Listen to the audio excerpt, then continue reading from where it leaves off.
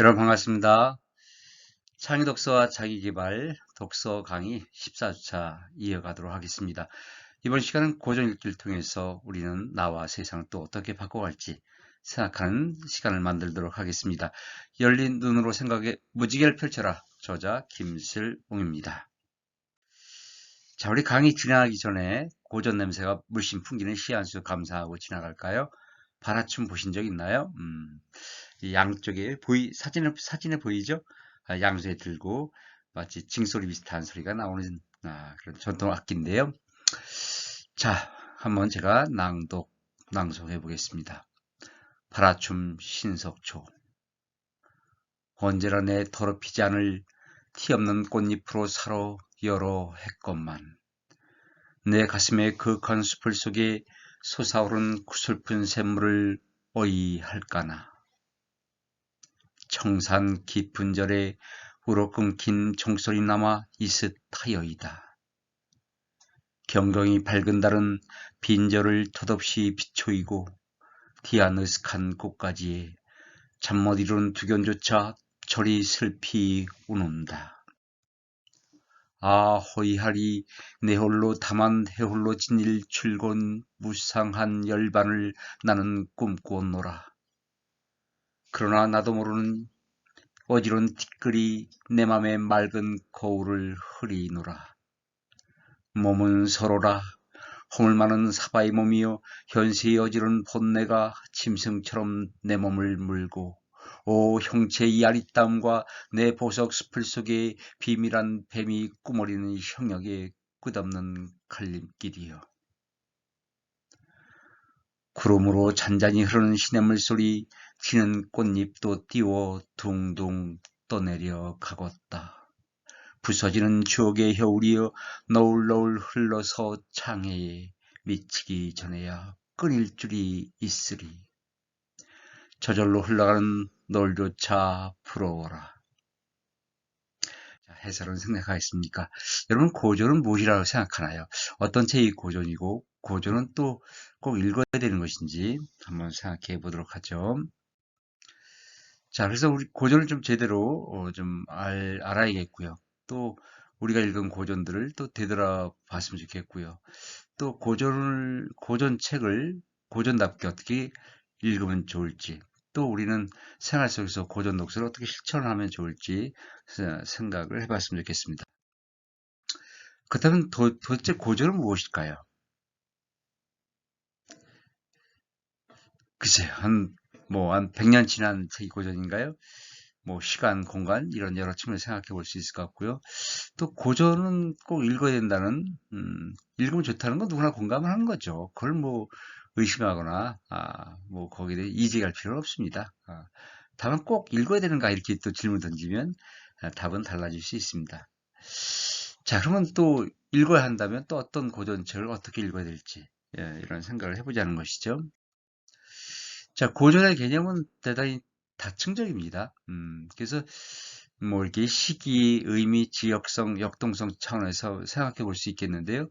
시기 측면에서 본다면 이제 근대 이전의 것 또는 뭐 오래된 작품, 음, 변하지 않는 항구성, 불변성 이런 어떤 그 기준을 세울 수가 있는데, 근데 근대 이전의 것이라고 하면은 좀 막연한 느낌이 들어요, 그죠? 왜냐면 그 근대라는 시기가 그 뜻은 명확합니다. 뭔가 사람다운 세상을 열기 위한 그런 것이 음트기 시작한 시기부터 이제 우리가 근대를 잡는 것인데, 뭐 서양의 르네상스라든가 우리나라는 이제 신학 시대의 뭐 그 이유라고 볼 수 있겠는데요. 아무튼 뭐 그런 개념은 명확하고 근대성이라는 것도 명확하죠. 뭔가 좀 사람남의 평등성, 자유 이런 것을 뜻하는 거니까요. 그렇지만 그 시기를 어디부터 잡느냐 이런 건 참 학자마다 다르기도 하고 논란이 많이 되죠. 자, 그래서 기준은 명확한 것 같은데 실제 어디부터냐 본다면 참 어렵죠. 오래됐다는 것도 그렇고요, 그죠? 도대체 몇 년이 돼야 오래된 걸까요? 자, 그래서 이제 뭐 보통은 이제 100년, 최소 100년은 돼야 된다. 뭐 그런 얘기를 합니다. 왜냐면 왜 그럴까요? 왜 그냥 100년이든 200년이든 뭔가 좀 오래됐다는 것에 대해서 누구나 공감을 하죠. 왜 오래된 책이어야 되는 건가요? 그거는 뭐 오래된 책일수록 더 나은 가치를 가지고 있다, 그런 의미는 아니고요. 최소한 그 정도 세월을 흘러야 이 책이 좋은 책인지 안 좋은 책인지, 보편적으로 공감을 주는 책인지, 뭐 그런 게 이제 검증이 된다는 거죠. 일종의 검증의 개념입니다. 그래서 이제 그 100년이라고 하는 건데, 한 세기. 그래서 요즘 또 짧게 잡아서 그래도 50년 정도면 고전의 반영을 할 수 있지 않겠느냐. 그러니까 50년 정도면 뭔가 보편적 검증이 이루어질 수 있다는 거죠. 자, 뭐 이거 정답이 없습니다. 여러분 어떻게 생각하시나요? 100년? 50년? 근데 50년 돼야 될 것 같아요. 최소한. 자, 다시 한번 정리하면, 뭐, 100년, 500년, 100년, 50년 이런 시간 양적인 그런 것도 중요하지만, 어, 왜 시기가 중요한가? 보편적 검증. 그래버니 누구에게나 고전이라는 그런 어떤 인식이 될 수 있는, 평가가 될 수 있는 이런 게 중요하다는 측면 기억하시고요. 의미를 본다면 이제 후대의 모범이 될 수 있는 전형성, 뭔가 좀 바른 어떤 가치를 지닐 수 있는 정전성, 뭐 이런 것들, 뭔가 누구에게나 긍정적 측면에서의 어떤 그런 모범 가치가 있어야 된다는 거죠, 그죠? 그 다음에 이제 지역성은 여러 지역의 보편적 가치를 지향한다. 그러니까 이를테면 그 동양 사람들한테 고전인데 서양 사람들은 고전이 아니다, 이런 걸 있을 수 없다는 거죠, 쉽게 말하면. 그러니까 서양 사람들한테 동양 사람들의 고전이면 서양 사람들한테도 고전이어야만 그것이 고전으로서 가치가 있다, 이런 얘기입니다. 자, 과연 그런 책이 어떤 책이 있을까요? 뭐 이를테면 뭐 우리 뭐 공자의 논어, 이런 책이 고전이라 하는 이유는 이것이 동양 사람들한테만 어떤 그런 가치를 부여하고 읽을 만하기 때문이 아니라 전 세계인들이 읽을 만하기 때문에 그렇다는 거죠. 뭐 그래서 이제 우리가 이제 이 1차 시간이 끝나고 볼 후민적 해례본은 어떨까요? 후민적 해례본, 우리 세종당이 8명의 학자들과 함께 펴낸 책인데요. 당연히 뭐 고전을 생각하는데, 문제는 이 고전을 모르는 사람이 너무 많아, 전 세계적으로. 그죠? 그래서 우리가 이 책을 널리 좀 알렸으면 좋겠는데, 아무튼 그래서 뭔가 이제 흠재 해례본이라는 게 그 뭔가 좀 고전이라는 게 분명하고, 또 1997년에 세계 기록유산으로 등재됐고 세계인들이 어느 정도 인지를 한 거죠. 다만 제가 모른다고 하는 얘기는 그 책을, 그 내용을 폭넓게 모른다는 거죠. 그러니까 전문가들은 다 인정하죠. 근데 그래서 이제 그러니까 그렇다면 이제 고전 중에서도 이 공제 논어와 같이 두루두루 많이 알려진 고전이 있는가 하면, 우리 이생당이 펴내신 후미니 헤르본처럼 잘 알려지지 않은 고전도 있다는 거죠. 자, 그 다음에 역동성, 시기와 지역에 따라 의미가 재구성가 될 수 있다. 그래서 이제 역동성이라는 건 그렇죠. 뭐 논어가 뭐 두루두루 고전인 건 인정하지만 그 논어에 대한 가치 평가가 뭐 동양 사람, 서양 사람이 뭐 같은 측면도 있겠지만 서로 다른 측면도 있겠고, 또 그 다르다는 거에 대해서 우리가 아, 그 이의제기할 필요가 없는 거죠. 오히려 더 뭐 지역에 따라서, 그죠? 시기에 따라서 뭔가 우리에게 끊임없이 어떤 새로운 문제 제기를 해주는, 그러니까 아주 고정불변한 그런 의미와 가치가 아니라 시대와 지역에 따라서 이렇게 역동적으로, 그죠? 그 시대, 그 시기에 맞는 삶의 어떤 문제를 제기해주고, 그죠? 그 시기에 어떤 방향을 제시해주고, 뭐 지역에 따라도 서로 다른 길을 제시해주고, 이런 역동성 측면도 우리가 주목해야만이 그것이 진정한 고전이 될 수 있다, 저는 그렇게 생각합니다. 잠시 쉬어갈까요? 재밌는 문장 백과사전에서 인용한 글인데요. 미국의 콜롬비아 대학의 여대생이 이제 그 레이먼드 위버라는 교수님한테 베스트셀러 3개월이 지난 베스트셀러 읽었냐고 여쭤봤나 봐요. 그죠? 못 읽었다고 하니까, 안 읽었다고 하니까, 이제, 아니, 3달이 지났는데도 아직도 안 읽으셨다니 해서 고려드렸겠죠. 그죠? 그때 교수님이 뭐라고 그랬나요? 어, 그러면 자네는 신곡을 읽어보았는가? 안 읽었다고 하니까, 이 책은 나온 지 600년이 지났네. 자, 그 중세 끝나고 르네상스 무렵에 나온 책이니까, 꽤 오래된 책이죠. 자, 우리 여러분 베스트셀러도 읽어야 되고 고전도 읽어야 되고 참 바쁘죠. 이 단테 신곡은 뭐 기독교를 배경으로 한 책이지만 대단히 종교를 떠나서 아주 생각해 봄직한 그런 대단히 중요한 고전인데요. 선생님도 대학교 때 읽었던 기억이 납니다. 자, 그렇다면 도대체 고전이 뭐길래 꼭 읽어야 되는 것인지요? 저는 그걸 이렇게 생각합니다. 고전의 진정 가치는 예나 지금이나 우리에게 이 생각거리, 이 문제거리를 던져주는 글이라고 생각이 들어요. 그러니까 그 훈련 내용을 담고 있는 것이 고전이라기보다도 어느 시대나 끊임없이 생각거리, 문제거리를 던져주는 것이 진정한 고전이다 그런 생각이 들어요. 물론 플라톤의 글이나 이 우리의 흥부전 지금 관점으로 보면 안 맞거나 훌륭하지 않을 수도 있어요. 그죠? 특정한 시기를 또 배경으로 한 글이기도 하니까. 그렇지만 두 책 모두 우리에게 고전 이유는 우리에게 끊임없이 그 생각할 수 있는 어떤 생각거리를 던져주기 때문에 고전이라는 것이죠. 예, 그렇다면 이제 고전에 대한 두 가지 관점을 통해서 좀 더 좀 자세히 좀 알아볼까요? 먼저 정적인 관점에서는 고전의 어떤 보편적 가치, 이 변하지 않는 항구성 이런 것들을 강조해 주는 거죠.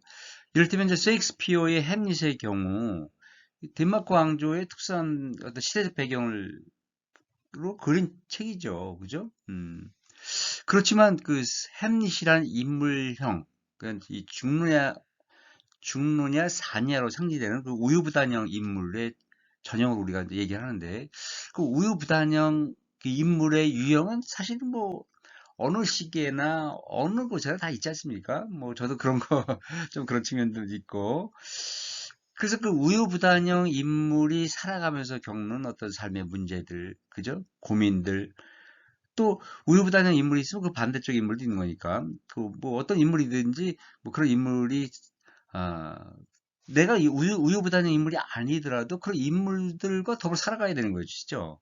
그러니까 이런 인물형에 대해서 우리가 뭔가 생각하게 해주는, 우리가 평소에 생각하지 못하던 것을 생각하게 해주는 그런 것도 있고, 뭐 이런 측면에서 이제 이 보편적 가치가 있다는 것이죠. 동적인 관점에서 본다면, 아까 말씀드렸듯이 공간과 시간에 따라 그 시대에 맞게 우리가 생각할 수 있는 것인데, 그 햄릿이 그러니까 이제 우유부단형이라는 전형적 인물을 제시했다는 것 이런 것들은 이제 어 당연히 이제 아까 정적인 관점에서 말씀드린 거고요. 그런데 그 우유부단형 인물이 또 다 똑같지는 않죠. 그래서 이제 뭐 15세기, 16세기 아니면 대한민국에서 여러 우리가 지금 살아가는 과정에서 우리가 이런 인물들이 부딪히는 문제는 또 15세기, 16세기는 다른 측면이 있는 것이죠.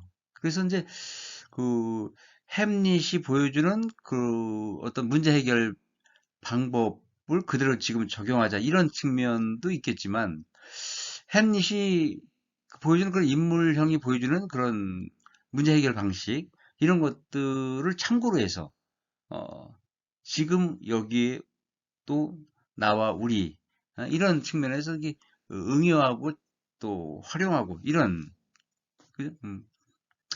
뭔가 좀 새로운 어떤 우유부단형 인물형을 만들어가기도 하고 또 그런 새롭게 만들어가는 그런 과정에서 부딪히는 문제의 어떤 그런 돌파의 실마리만을 제공해 주는 거죠. 그런 똑같은 인물형이 계속 반복되더라 이런 측면이 아니라 그런 인물형이 살아가면서 부딪히는 새로운 어떤 환경, 어떤 문제 상황 이런 것들에 대한 어떤 돌파의 실마리만을 제공해주는 그래서 역동적인 어떤 해결 방법을 제시해주는 이런 측면으로 본다면 이 고전의 동적인 측면이 되는 것이죠. 그래서 끊임없이 고전은 재해석될 수 있고 재해석할 수 있고 문제 해결의 어떤 역동적인 실마리가 된다, 바탕이 된다. 이런 측면이 바로 동적 관점에서의 고전의 가치죠. 자, 그래서 그 고전의 가치를 다시 정리해 보면 고전의 가치는 상대적일 수 있다. 고전하면은 뭔가 시대와 공간을 뛰어넘은 보편적인 거. 이 보편적이라고 하니까 자꾸 그걸 절대적인 거로 생각할 수 있어요. 그죠?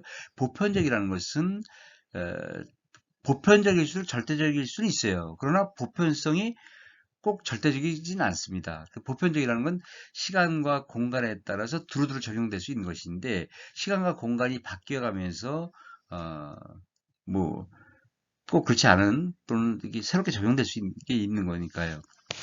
그래서 이제 우리가 상대적일 수 있다라는 측면 그리고 이제 고전의 가치는 변할 수도 있고 그래서 우리가 뭐 백설공주 이야기가 뭐 고전이라고 본다면 근데 그걸 그대로 가져오면 이게 어, 지금과 안 맞고 그죠? 뭐 지금 시각으로 보면 뭐 성차별적인 그런 것도 있고 뭐 그런데 아무튼 그 그렇지만 백설공주를 고전이라고 한다면 뭐 어떤 성의 문제, 남성과 여성의 어떤 그런 그 관계 문제, 그죠? 그로 인한 어떤 인간의 문제 이런 것들에 생각거리를 던져준다. 이런 측면에서 본다면 이제 고전이 되는 거고요. 아무튼 고전의 가치는 우리가 지금 여기에서 우리가 문제걸 제공해 주든 문제 해결 방향을 제시해 주든 대단히 현재적인 그런 역동적인 측면 이런 걸 좀 종합해 볼 수 있습니다. 자, 그래서 이제 여기는 이제 주로 그 고전의 어떤 역동적 가치 측면에서 정리를 해봤는데요. 근데 이렇게 역동적인 측면에서 가치도 결국은 보편적인 어떤 가치가 담겨 있기 때문에 그 보편성을 바탕으로 해서 우리가 이렇게 역동적으로 적용할 수 있는 거죠. 그러니까 보편성이라는 것과 이 상대성, 역동성이 결코 이게 대립되는 그런 개념은 아니라는 거죠, 그죠? 음, 보편적 가치가 있어서 언제 어디서나 또 끊임없이 재해석할 수 있다. 이렇게 보면 될 것 같고요. 이걸 다시 정리를 해보면 고전의 진정한 가치는 예나 지금이나 우리에게 생각거리, 문제거리를 던져주는 것이 고전이라 생각한다. 훌륭한 내용을 담고 있는 고전이라기보다 어느 시대에서나 끊임없이 생각거리, 문제거리를 던져주는 것이 고전이라는 것이다. 그래서 이런 측면에서 좀 정리를 해봤고 자, 고전이 재해석되어야 하는 이유는 뭘까요? 이런 문제가 오래전에 고려대학교 논술 문제로 출제된 적이 있습니다. 여기 뭐 정답은 아니니까 그냥 5가지로 생각해 본 사례 칼럼이 우리 책에 실려 있는데요. 첫째, 고전 작품 내용에 문제가 많아서 이 많아서라기보다도 여기 물음표를 좀 해놔야 되는데 뭐 문제가 있어서 그럴 수도 있다. 뭐 그 백설공주 이야기처럼 뭐 둘째는 고전 작품은 일찍 고정관념으로 그 고전을 꼭 읽어야 된다. 뭐 좋다. 뭐 이런 게 이제 일찍 고정관념이라고 볼 수 있는 거죠, 그죠? 그 다음에 셋째는 사상의 자유를 위해서, 넷째는 시대마다 삶의 가치 기준이 다르므로, 다섯째 현대사의 문제를 해결하기 위해서. 그러니까 첫째, 둘째는 좀 비판적으로 보는 관점이고요. 셋째, 넷째, 다섯째는 뭔가 좀 역동적인 응용성을 강조하는 것인데요. 이 5가지로 근거로 쓴 칼럼을 한번 직접 읽어보도록 하겠습니다. 진정한 고전은 시대와 지역을 뛰어넘어 우리에게 보편적 가치를 심어주기도 하면서 끊임없이 다양하게 읽힐 수 있어야 한다. 흥부전이 고전인 이유는 권선징악의 주제를 담아서가 아니라 흥부와 놀부를 통해 서로 다른 스타일의 인간 유형에 대해 끊임없는 문제를 제기해주고 있기 때문이다. 따라서 흥부전을 살아있는 고전으로 만들기 위해서는 적극적인 재해석을 시도하는 전략이 좋다. 그렇다면 고전을 재해석하는 주요한 맥락은 무엇인가? 첫째, 지금 시대적 관점으로 보면 고전 작품의 관점은 문제가 있을 수 있다. 이솝우화의 계매 배짱이도 계매는 건면하게 일해 옳고 배짱이는 놀기만 해 옳지 않을 뿐 아니라 겨울에 굶어 죽어 싸다고 했지만 이는 여가 문화가 중요한 오늘날 관점과 맞지 않는다. 또한 가수나 연예인들의 부가치가 중요한 지금의 흐름과도 맞지 않는다. 심지어 백설공주나 신데렐라와 같은 고전 동화는 남성 위주의 성차별을 담고 있기도 하다. 자, 이런 문제가 있음에도 고전으로 보는 맥락을 써놨고요. 둘째, 고전작품을 재해석해야 하는 이유는 고전작품이 고정관념으로 작동되는 것을 막기 위해서다. 고정관념은 자유로운 생각과 변혁을 가로막는 최대의 걸림돌이다. 백설공주와 신데렐라와 같은 고전동화가 오랫동안 고정관념으로 영향을 끼침으로써 성차별 사회 모습을 변혁하는 데 걸림돌이 되어온 것이다. 흥무전 또한 실질적 대안도 없이 막연하게 착한 사람을 옹호하는 권선징악을 강요함으로써 가난한 또는 가난의 진정한 원인을 은폐하는 구실을 해왔다. 비판 눈썰미가 아주 날카롭죠. 셋째, 이런 맥락에서 보면 사상의 자유를 위해서도 재해석은 끊임없이 이루어져야 한다. 고전들은 근본적으로 사상과 표현의 억압을 해치고 살아남은 것이 대부분이기 때문에 그런 작품을 절대화시키고 고정화시키는 것을 거부하는 재해석 전략과 맞아떨어진다. 그러니까 재해석한다는 것이 고전을 부정하는 것이 아니라 고전을 고전답게 만든다. 뭐 이런 관점이죠. 넷째, 따라서 시대마다 삶의 가치 기준이 다르다는 것이 재해석이 필요한 현실적 이유이다. 시대는 변화하기 마련이다. 노예가 열심히 일해야 했던 시절과 우리나라가 경제개발을 한참 추진할 당시에는 이소부화가 훌륭한 가치를 지니고 있었다. 하지만 이제 어느 정도 경제 안정을 이룬 시대에는 여가와 여유 문화가 중요하다 보니 개미보다는 배짱을 강조하게 된다. 개미형 인물보다 배짱형 인물이 또 좀 많이 좋아하는 인물 유형이 됐는데 뭐 개미형, 배짱형 다 필요한 시대죠. 다만 이제 어떤 걸 더 강조하냐 이런 걸 얘기하고 있고요. 다섯째, 현대사회 문제 해결을 위해서는 좀 더 역동적인 재해석이 필요한 셈이다. 현대사회는 인종문제, 교육문제, 환경문제, 노동문제, 도시문제, 여성문제, 사상문제, 범죄문제, 인권문제, 불평등문제, 정치문제 등등 수없이 많은 문제들이 계속 꿈틀대고 있다. 이런 문제들은 현대사회의 직접적 문제이기도 하지만 인간 존재의 근본 문제이기도 하다는 점에서 고전과 연계시킬 수 있다. 고전은 바로 인간 존재의 근본 문제를 다루고 있기 때문이다. 그렇죠. 고전이 이 보편적 가치를 가지고 있다는 또 중요한 측면의 하나가 우리 사람의 어떤 존재 또 사람의 본질에 관한 중요한 문제들을 어, 언급하거나 그 주제를 다루고 있기 때문이겠죠. 자, 마지막 문단이죠. 고전을 통해 인류가 생산해온 지식의 지혜들을 재발견할 필요가 있다는 것이다. 이를테면 불평등 문제는 루소의 인간 불평등의 기원을 지금 시대에 맞게 재해석함으로써 그 지혜를 빌려올 수 있을 것이다. 뭐 이런 측면에서 이제 고전이 재해석된다는 것을 마무리하고 있습니다.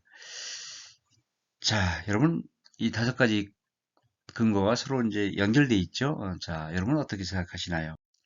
자, 그러면 고전 독서 어떻게 하면 좋을까요? 어, 첫째는 이제 단순한 고전 읽기가 아닌 통합적 삶 읽기. 우리가 앞에 칼럼에서 많이 봤죠, 그죠? 그래서 진짜 고전을 통해서 지금 나와 우리의 삶의 문제들을 통찰하고 성찰할 수 있는 그런 삶 읽기가 되어야 한다는 것이죠. 둘째는 이제 동서양 고전을 얽어 읽기.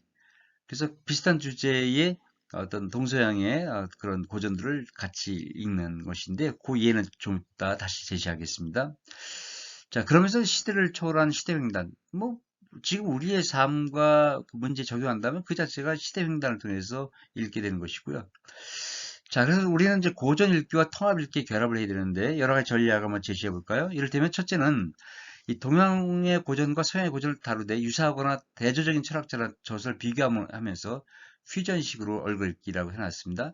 이를테면 이제 우리의 고전 춘향전과 또 서양의 고전 로미오와 줄리엣 이걸 같이 읽어보는 거죠. 읽어보면서 인간의 사랑이라는 게 무엇인지 그러면서 그 두 책에 대한 관련 저서가 또 많이 있어요. 막 뭐 비평책부터 그다음에 그 이를테면 춘향전을 그 소개하는 2차 책, 2차 저서, 2차 책이라고 하는데 일종의 해설서도 막 수십 종이죠.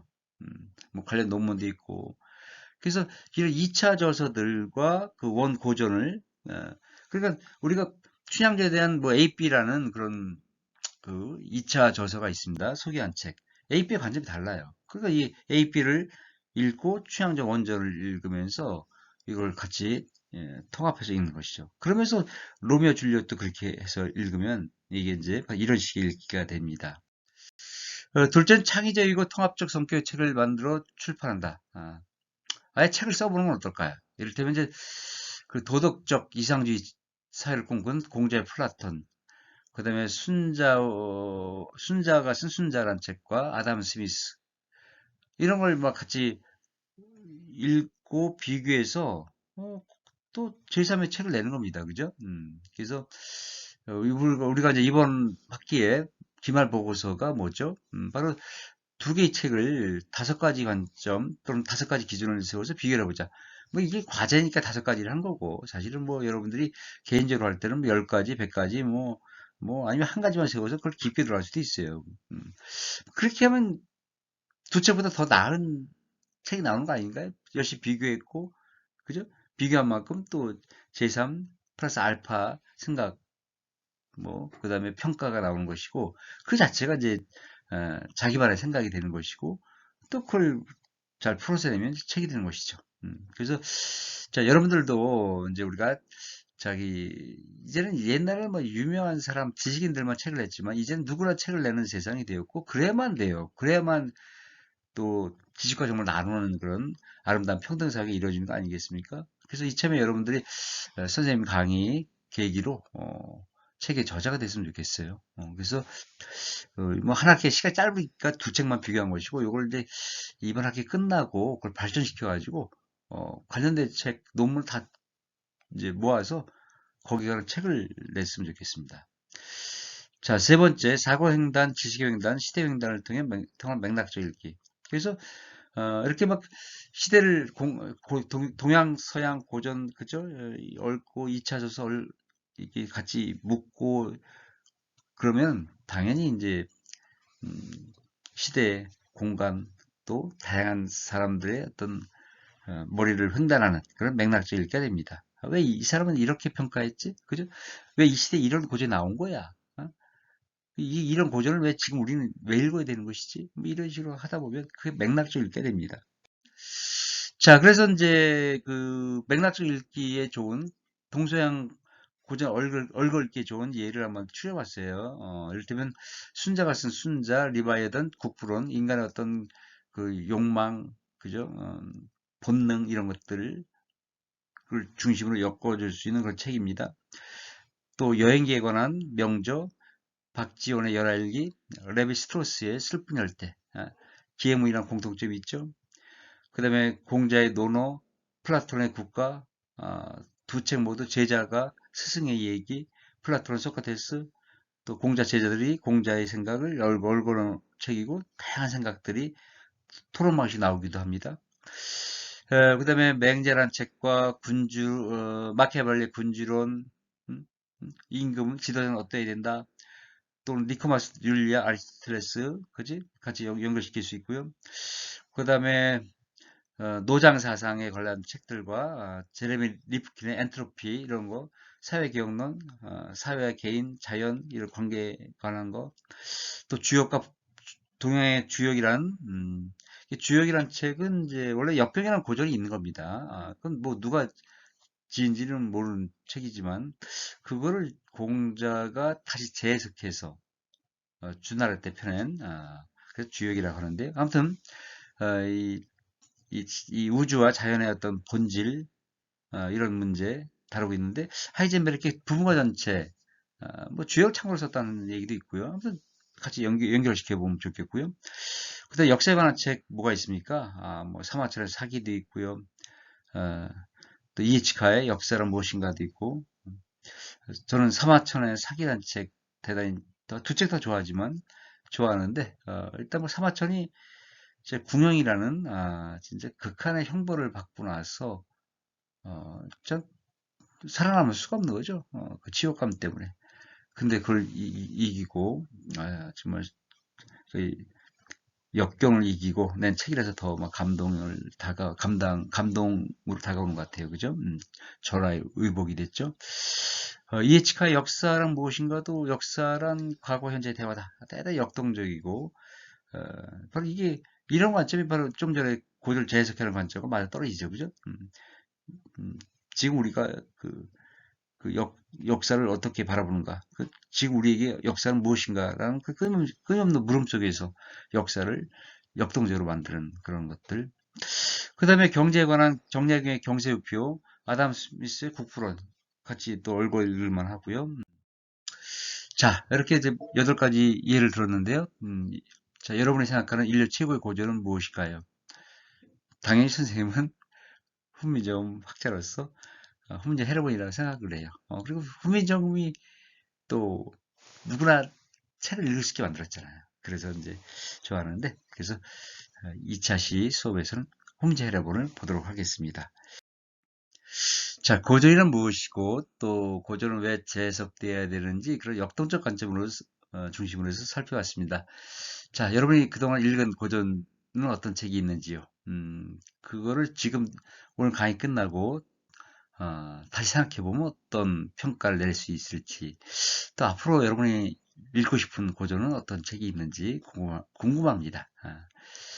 자, 그러면 또 그런 것도 서로 정보를 나누면서 풍요로운 고전마당, 고전의 향기를 함께 나눠주시기 바랍니다. 여러분, 고맙습니다.